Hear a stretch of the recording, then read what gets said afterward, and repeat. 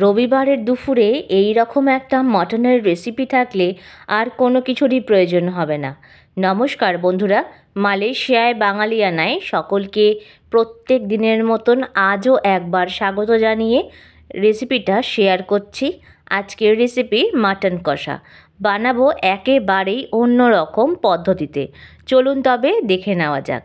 এখানে আমি 1 KG mutton নিয়েছি, ভালো করে ধুয়ে জলটা ঝরিয়ে নিয়েছি। এবার মাটনটাকে ম্যারিনেট করে নেব। তার জন্য ব্যবহার করছি 1 চামচ জিরে গুঁড়ো, 1 চামচ ধনের গুঁড়ো, হাফ চামচ পরিমাণে হলুদের গুঁড়ো, দিয়ে দিচ্ছি 1 চামচ পরিমাণে লবণ, আর ব্যবহার করব 1 চামচ পরিমাণে লাল লঙ্কার গুঁড়ো। ঝালটা আপনারা অবশ্যই বুঝে ব্যবহার করবেন। দিলাম হাফ চামচ পরিমাণে গরম মশলার গুঁড়ো, আর শানের মিট মশলা ব্যবহার করেছি। আপনারা যে কোনো কোম্পানির মিট মশলাই ব্যবহার করে নিতে পারেন। এটা ব্যবহার করেছি 1 চামচ পরিমাণ, আর দিয়েছি 4 চামচ পরিমাণে সর্ষের তেল। এবার মাটনটাকে ভালো করে ম্যারিনেট করে মোটামুটি 30 মিনিটের জন্য রেস্টে রেখে দিতে হবে। যত ভালোভাবে মাটনটা ম্যারিনেট হবে তত ভালোভাবেই কিন্তু মটনটা চটপট সেদ্ধ হবে এবং খেতেও কিন্তু সুস্বাদু হবে।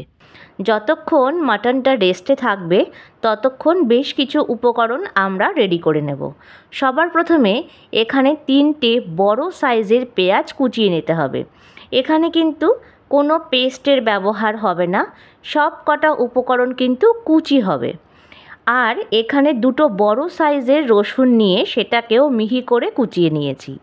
2 ইঞ্চি আদা নিয়ে সেটাকেও মিহি করে কুচিয়ে নিতে হবে। কোনো আদা রসুনের পেস্ট এখানে ব্যবহার হবে না। আর এখানে 4টে আলু নিয়ে বড় করে টুকরো করে নিয়েছি। এবার সব কটা উপকরণ ভালো করে ধুয়ে নিতে হবে। তারপর কড়াই বসিয়ে এখানে বেশ কিছুটা পরিমাণ সর্ষের তেল দিয়ে দিলাম। মাটনে তেলের পরিমাণটা একটু বেশি হলেই টেস্টটা ভালো আসে। তেলটা ভালো করে গরম হয়ে গেলে সবার প্রথমে আলুটা দিয়ে দেব। এবার সামান্য পরিমাণ হলুদ আর লবণ দিয়ে আলুটাকে লাল লাল করে ভেজে নিতে হবে। 2 থেকে 3 মিনিট আলুটা নাড়াচাড়া করে ভাজা হয়ে গেলে আলুটাকে আমরা তুলে নেব। আজকের রেসিপিটা ভালো লাগলে লাইক, শেয়ার আর কমেন্টস করতে একদমই ভুলবেন না। দেখুন আলুটা এখানে ভাজা হয়ে গেছে, তাই এবার আলুটাকে আমি তুলে নিচ্ছি।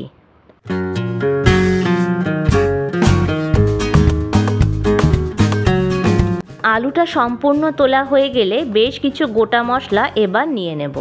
এখানে হাফ চামচ জিরে, 1টা দারচিনি, 4টে এলাচ, 4টে লবঙ্গ আর 5 থেকে 6টা মতন গোটা গোলমরিচ, 2টো শুকনো লঙ্কা আর 2টো তেজপাতা নিয়ে নিয়েছি। এবার আলুটা তুলে নিয়ে তেলের মধ্যে দিয়ে দিলাম সবার প্রথমে 2টো তেজপাতা আর শুকনো লঙ্কা। তারপর যেই ফোড়নটা দেবার জন্য আমরা রেডি করে রেখেছিলাম সেটাও দিয়ে দিলাম। এবার ফোড়নটাকে নাড়াচাড়া করে ভালো করে ভেজে নিতে হবে। যখন একটা সুন্দর স্মেল আসবে তখন সবার প্রথমে আমরা পেঁয়াজ কুচিটা দিয়ে দেব। পেঁয়াজটা কিন্তু এরকম পাতলা করে কোচালেই এই রান্নায় টেস্টটা ভালো আসে। পেঁয়াজটা দেওয়া হয়ে গেলে পেঁয়াজটাকেও একটু হালকা নাড়াচাড়া করে তেলের সাথে মিলিয়ে মিশিয়ে নিতে হবে।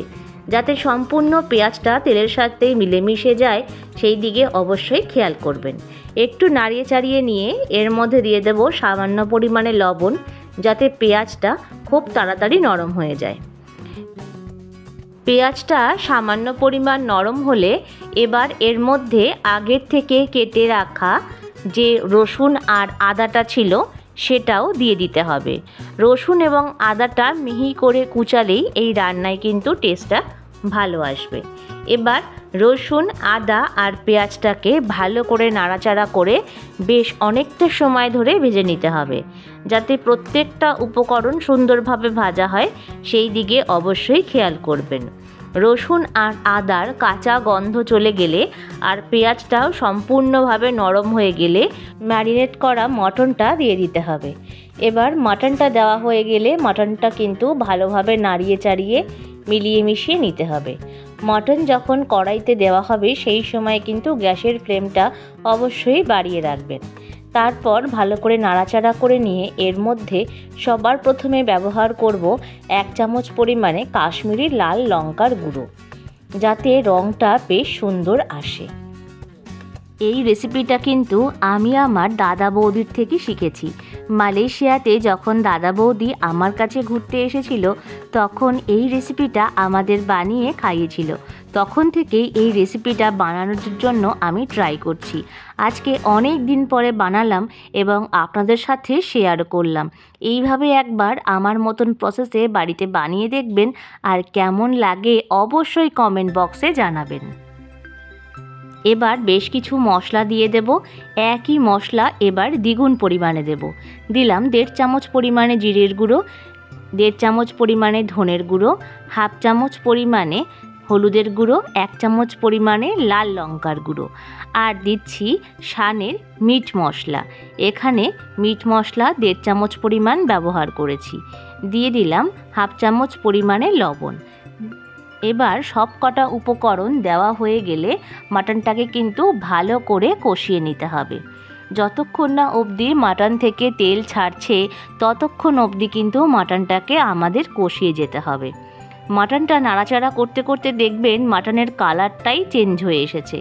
5 থেকে 10 মিনিট পরে যখন মশলা দিয়ে ভালোভাবে নাড়াচাড়া করে মিলিয়ে মিশিয়ে নেওয়া হয়ে যাবে তখন এর মধ্যে দিয়ে দিতে হবে আগের থেকে ভেজে তুলে রাখা আলুগুলো। যেহেতু আলুগুলো একটু বড় সাইজের ছিল তাই আলুটাকে কিন্তু এই সময় দিলে তবেই আলুটা দিয়ে ভালোভাবে কষেও যাবে এবং আলুটাও কিন্তু বেশ সুন্দর নরম হয়ে সেদ্ধ হয়ে যাবে। যাতে মশলাটাও আলুর মধ্যে মিলেমিশে যায় তাই জন্যই মাটনের সাথে আলুটাকে ভালো করে কষিয়ে নিতে হবে। দেখুন 5 থেকে 10 মিনিট পরে তেল কিন্তু ছাড়া শুরু হয়ে গেছে। আর এবার থেকে আমরা কিছুটা পরিমাণ জল দিয়ে মাটনটাকে ভালো করে কষিয়ে নেব। এখানে আমি মাটনটা কষাতে মোটামুটি 1.5 কাপ পরিমাণ গরম জল ব্যবহার করেছি। যতবার মাটন কষাতে কষাতে জলটা শুকিয়ে যাবে ততবারই কিন্তু আবারও একবার জল দিয়ে আমরা কষিয়ে নেব। 10 মিনিট পরে দেখুন মাটনের কিন্তু তেল ছাড়া একদমই শুরু হয়ে গেছে আর কালারটাও কিন্তু বেশ অনেকটাই চেঞ্জ হয়ে গেছে। আজকে যারা আমার চ্যানেলে প্রথম ভিজিট করছেন তাদেরকে অসংখ্য ধন্যবাদ এবং চ্যানেলটাকে সাবস্ক্রাইব করে আমার পাশে থাকার অনুরোধ রইল। আর ফেসবুক থেকে দেখলে আমার পেজটা ফলো করে দেবেন। পুরনো বন্ধুদের জানাই অনেক অনেক ভালোবাসা আমাকে এতটা সাপোর্ট করে এগিয়ে নিয়ে যাওয়ার জন্য। দেখুন মাটনটা দিয়ে সুন্দর তেল ছেড়ে দিয়েছে আর মাটনটা কিন্তু বেশ সুন্দরভাবে কষে গেছে আর কালারটাও একেবারেই চেঞ্জ হয়ে গেছে। এইভাবে আমরা 30 মিনিট সময় অবধি মাটনটাকে কষিয়ে নেব।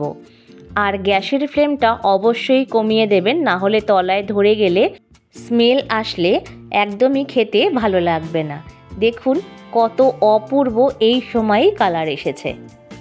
এবার মাটনটাকে আর আমরা কড়াইতে রাখবো না, এবার প্রেসার কুকারে মাটনটাকে দিয়ে দেব। কারণ কড়াইতে দিয়ে মাটনটা সেদ্ধ করলে আরও অনেকটা সময় লেগে যাবে। মাটনটা সম্পূর্ণ দেওয়া হয়ে গেলে 2 কাপ জল এর মধ্যে আমি ব্যবহার করেছি। আপনারা যতটা পরিমাণ মাটনের গ্রেভি রাখতে চান সেই অনুপাতে জলটা দিয়ে দেবেন।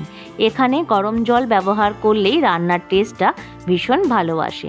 গরম জল দেওয়া হয়ে গেলে মাটনটাকে আরও একবার নাড়িয়ে চাড়িয়ে নেব যাতে ভালোভাবে মিলেমিশে যায়। আর দেব উপর থেকে 1/2 চামচ পরিমাণে গরম মশলার গুঁড়ো আর দেব 4 চামচ পরিমাণে ঘি, যেটা এই রান্নায় ভীষণভাবেই জরুরি। ঘিটা দেওয়া হয়ে গেলে প্রেসার কুকারের ঢাকনাটা বন্ধ করে মোটামুটি 2 থেকে 3টে সিটি দিয়ে নিলেই রেডি আমাদের দারুণ স্বাদের টেস্টি মাটন কষা। ভিডিওটা ভালো লাগলে লাইক, শেয়ার আর কমেন্টস করবেন।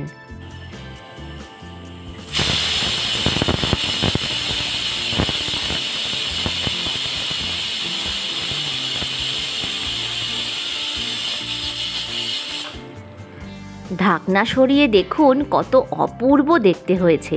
রবিবারের দুপুরে ধোয়া ওঠা গরম ভাতের সাথে 1 চামচ ঘি আর এই রেসিপিটা থাকলে জাস্ট জমে যাবে। ভিডিওটা ভালো লাগলে যারা ফেসবুক থেকে দেখছেন তারা পেজটা ফলো করবেন আর নতুন বন্ধুরা চ্যানেলটা সাবস্ক্রাইব করে পাশে থাকবেন। প্রত্যেকে ভালো থাকবেন, সুস্থ থাকবেন, অনেক আনন্দে থাকবেন। ভিডিওটা দেখার জন্য ধন্যবাদ।